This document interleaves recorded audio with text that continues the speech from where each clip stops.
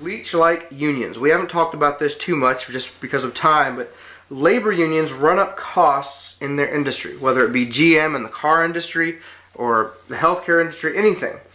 This is harmful in the private sector, but absolutely destructive in the public sector.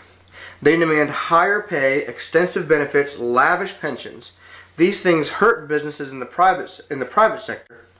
In the public sector, they bankrupt cities and run up budgets because they have the taxpayers to draw from.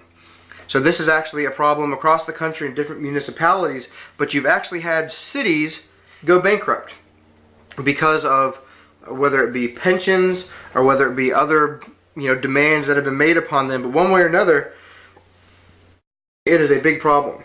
FDR, who is very, very pro-union, actually said you should never have government unions, because in a private sector, if you bankrupt a business, at least the buck stops there, unless of course you're too big to fail and we bail you out, which that was horrible.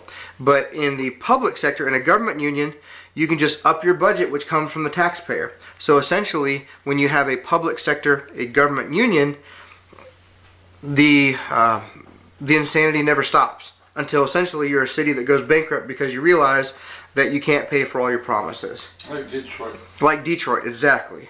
So essentially you need to, well, basically allow businesses to fail when they've had their unions bleed them dry, but possibly even make a government ban on government unions because of the destructive nature they have. But one way or another, you need to be careful of unions. Of course, the solution, allow unions in the private sector, but there must be no government bailout of any company for any reason. They must bear the risk and reward of their decisions.